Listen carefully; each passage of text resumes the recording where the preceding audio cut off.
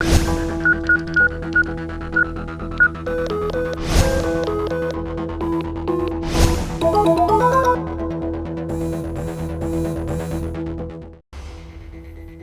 स्वागत है आपका एबीपी न्यूज में। आपके साथ मैं अखिलेश आनंद हूं। दुनिया की बड़ी बड़ी खुफिया एजेंसी, तेज तर्रार सीक्रेट एजेंट्स और काबिल से काबिल मिलिट्री अफसर सब एक सवाल का जवाब तलाश रहे हैं। सब ये जानना चाहते हैं कि मिडिल ईस्ट का वो असुर कौन है जिसने एक अटैक करके महायुद्ध का गेटवे ओपन कर दिया है। दुनिया की शांति को बारूद के शोर से तोड़ देने वाला यह हमला कहां हुआ, किसने किया, साजिशकर्ता कौन है, यह सब आपको बताएंगे। लेकिन सबसे पहले अतीत का एक अध्याय जानना जरूरी है, वो ब्लैक चैप्टर जिसे गाजा ने वायरल कर दिया है।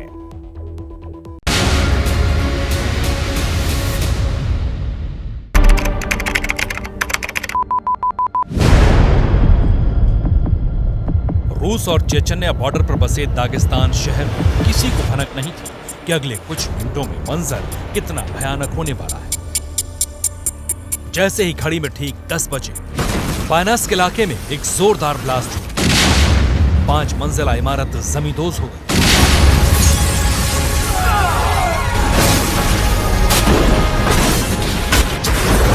ब्लास्ट इतना पावरफुल था कि 64 लोग ऑन द स्पॉट मारे गए, 133 जख्मी हुए।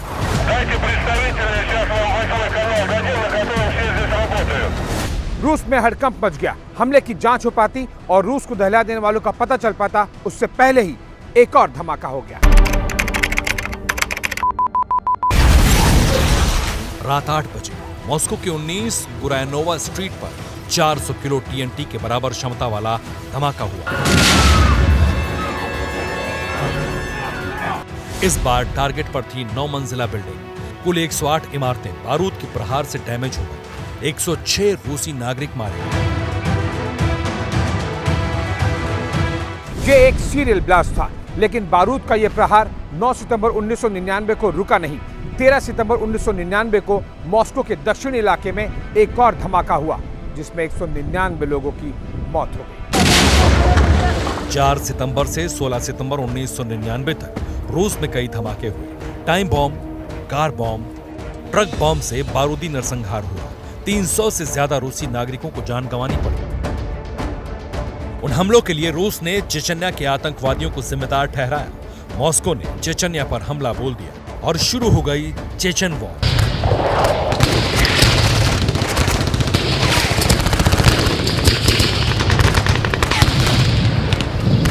उन्नीस 1999 में हुए सीरियल ब्लास्ट की वजह से रूस में 2 बड़ी घटनाएं हुई। पहला, रूसी सेना ने चेचन्या के विरोधियों के खिलाफ आर पार की जंग छेड़ दी, और दूसरा कि सीरियल ब्लास्ट की वजह से एक पूर्व रूसी जासूस काफी पॉपुलर हो गया। उस जासूस का नाम था व्लादिमीर पुतिन। जिस वक्त रूस के शहर धमाकों से दहल रहे थे, उस वक्त व्लादिमीर पुतिन रूस के प्रधानमंत्री थे और राष्ट्रपति थे बोरिस येल्त्सिन। सीरियल ब्लास्ट की वजह से बोरिस येल्त्सिन के खिलाफ आक्रोश भड़का। चूंकि पुतिन का बैकग्राउंड एक जांबाज एजेंट और देशभक्त रशियन का था, इसलिए रूस की जनता को पुतिन में भरोसा दिखा। लोगों को लगा कि पुतिन में ही रूस को ताकतवर बनाने की क्षमता है। जनता का दबाव असर लाया। पुतिन रूस के राष्ट्रपति बन गए। यह सब कुछ बहुत तेजी से हुआ। पुतिन कुछ ही मिनटों में रूस के सबसे पावरफुल शख्स बन गए। रूस के अंदर और बाहर से एक चौंकाने वाली थ्योरी सामने आई। वो थ्योरी जिस पर आज तक सस्पेंस कायम है। दुनिया के कई नामी जर्नलिस्ट, हिस्टोरियन, पॉलिटिकल साइंटिस्ट और ह्यूमन राइट एक्टिविस्ट और सोशियोलॉजिस्ट ने सीरियल बॉम्बिंग के पीछे रूस और रूस की खुफिया एजेंसी को ही जिम्मेदार माना। दावा किया गया कि रूस की खुफिया एजेंसियों ने जानबूझकर अपने ही देश में कई ब्लास्ट करवाए ताकि चेचन्या के खिलाफ निर्णायक और आखिरी जंग के लिए जनता का सपोर्ट हासिल किया जा सके। इन लोगों का मानना था कि चूंकि पुतिन खुद सालों तक खुफिया एजेंट थे, इसलिए पुतिन को प्रमोट करने के लिए ही रूसी एजेंट्स ने सीरियल ब्लास्ट का ताना बाना बुना। अमेरिकी सांसद मैडलिन एल्ब्राइट ने तो यहां तक कह दिया कि सीरियल ब्लास्ट के पीछे चेचन्या का कोई हाथ नहीं है। तो क्या ये रूस का फॉल्स फ्लैग ऑपरेशन था? ऐसी साजिश, ऐसा एक्शन जिसमें जानबूझकर कोई देश अपने ही सैन्य ठिकाने या फिर अपनी ही संपत्ति को नुकसान पहुंचाता है ताकि दुनिया को यह लगे कि इस नुकसान के पीछे दुश्मन का हाथ है। इस षड्यंत्र को ही फॉल्स फ्लैग ऑपरेशन कहा जाता है। फॉल्स फ्लैग ऑपरेशन को इसलिए अंजाम दिया जाता है ताकि दुश्मन पर अटैक करने का बहाना मिल सके। फॉल्स फ्लैग ऑपरेशन ऐसा ऑपरेशन होता है जो आप खुद ही अपने ही किसी एरिया को या अपने ही किसी टारगेट को बर्बाद करते हो और इस तरीके से करते हो कि ब्लेम किसी और को देते हो। जहाँ तक इस माफी का ऑपरेशन 1939 में जब जर्मनी ने वॉर स्टार्ट किया तो उन्होंने अपने ही एक विलेज को शेल किया पोलैंड बॉर्डर के ऊपर और ब्लेम किया पोलैंड को और अपनी पब्लिक को कन्विंस किया कि पोलैंड ने हमला किया है, इसलिए उन्होंने पोलैंड के ऊपर हमला किया। वर्ल्ड वॉर 2 की शुरुआत हुई। रूस और चेचन्या का युद्ध तो अप्रैल 2009 में खत्म हो गया, लेकिन 14 साल बाद गाजा के वॉर जोन में कुछ ऐसा हुआ है जिसकी वजह से फॉल्स फ्लैग ऑपरेशन पर फिर से बहस छिड़ गई है। बहस ये कि क्या गाजा के अल अहली अस्पताल पर बम गिराना एक फॉल्स फ्लैग ऑपरेशन था? क्या करीब 500 लोगों को जान से मार देना एक फॉल्स फ्लैग ऑपरेशन था? अगर हाँ, तो इसके पीछे कौन है?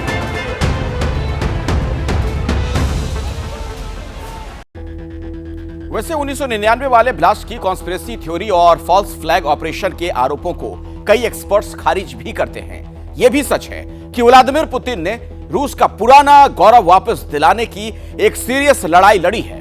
लेकिन गाजा के नाम पर जो लड़ाई मिडिल ईस्ट में छिड़ी वो कब रुकेगी, कितनों की जान लेकर थमेगी, ये कोई नहीं जानता। गाजा में हुए हॉस्पिटल अटैक ने दुनिया को डरा दिया। यह डर मौत का मीटर बढ़ा रहा है और मिडिल ईस्ट के डेविल को हंसा रहा है।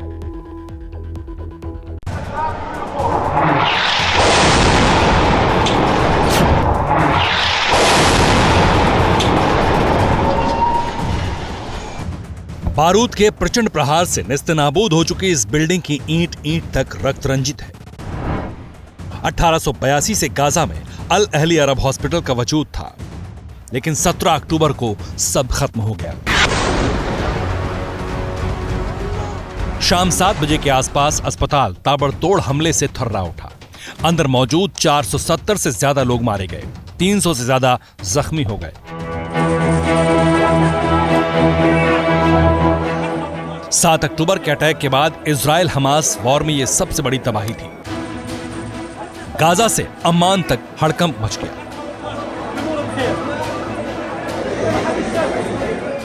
ऑडियो और वीडियो सबूतों के आधार पर इजराइल इस अटैक से पल्ला झाड़ रहा था और इसके लिए हमास को ही दोषी ठहरा रहा था।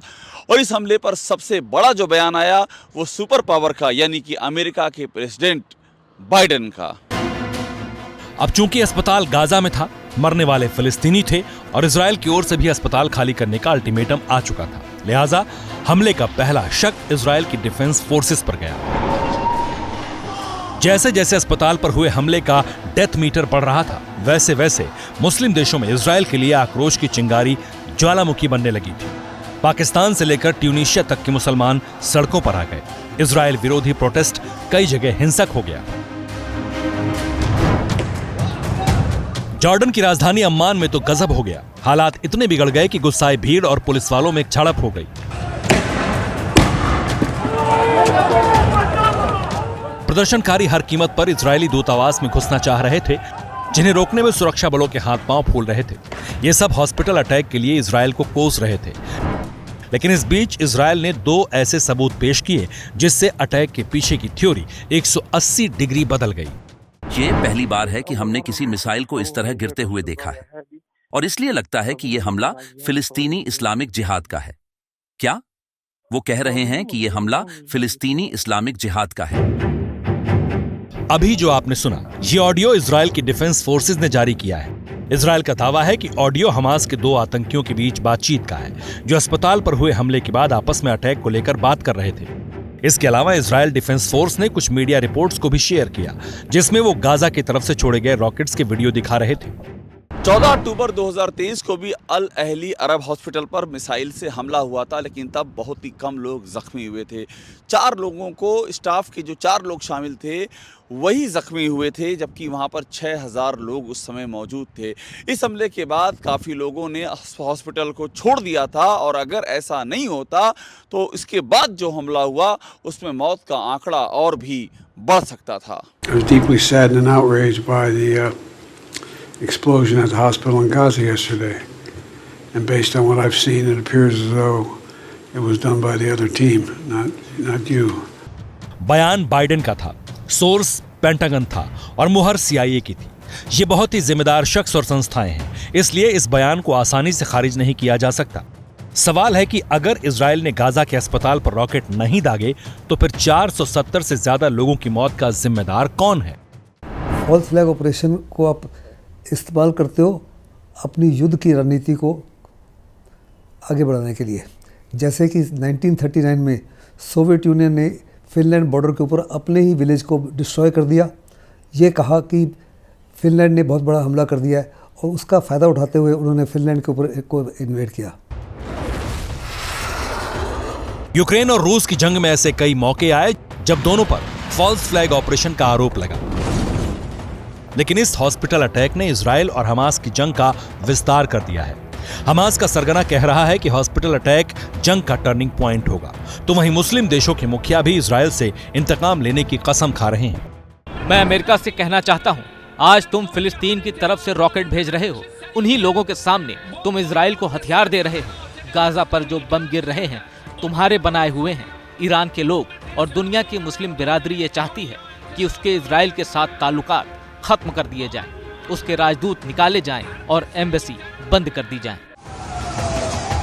अब सवाल यह है कि हॉस्पिटल अटैक का विलेन कौन है? कहीं ये जानबूझकर हमास का किया धरा तो नहीं?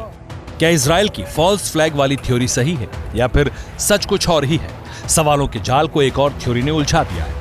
अस्पताल पर जो बम फटा, जिस तरह का बारूद बरसाया गया, वो 300 से 600 LBS वाली रेंज का था। इस तरह का ammunition MK82/MK83, GBU-39 small diameter bomb, GBU-12 Paveway second laser guided bomb, AGM-65 Maverick missile में होता है, जिन्हें अमेरिका, इजराइल और उसके साथी मुल्क इस्तेमाल करते हैं। इजराइल के पास ऐसे हमले करने के लिए JDAM रॉकेट है, जबकि हमास की टेरर ब्रिगेड के पास भी अल कासम रॉकेट है, जिसकी रेंज 10 किलोमीटर से लेकर 80 और 160 किलोमीटर तक है, और इससे भी बड़े पैमाने पर तबाही मच सकती है। साफ तौर पे इजराइल का कहना है और अमेरिका का कहना है कि ये हमास ने खुद ही किया है। हमास ये जानता है कि इन्वेस्टिगेशन के बाद में अगर वास्तव में ये सिद्ध होता है कि हमास ने खुद किया है, तो उसकी तमाम पब्लिक जो है उसके खिलाफ हो सकती है। इसको निगाह में रखते हुए मुझे नहीं लगता ये फॉल्स फ्लैग ऑपरेशन था। अल अहली अरब हॉस्पिटल ब्लास्ट के पीछे जितनी भी थ्योरी है, वो एक तरफ और ये सच एक तरफ कि क्या बेगुनाहों का लहू बहना बंद हो जाएगा? जिनके अपने हमले की चपेट में उनकी जिंदगी के बारे में कौन सोचेगा? अस्पताल पर ही जब बारूद की बारिश होने लगी तो इंसानियत पर किसका यकीन बचेगा? जैसे ही घड़ी का काटा दोपहर 2:30 पे आए, बबीता जी का दिल सास बहू साजिश के लिए मचल जाए। और ये है इनकी बहू, पूरे दिन ऑफिस की टेंशन हो जाए गॉन जब ये करें अपना फेवरेट शो फ्री टाइम पे ऑन। इनकी तरह आप भी देखिए अपना फेवरेट शो अपने टाइम पर और डाउनलोड कीजिए ABP लाइव ऐप अपने स्मार्ट टीवी पर।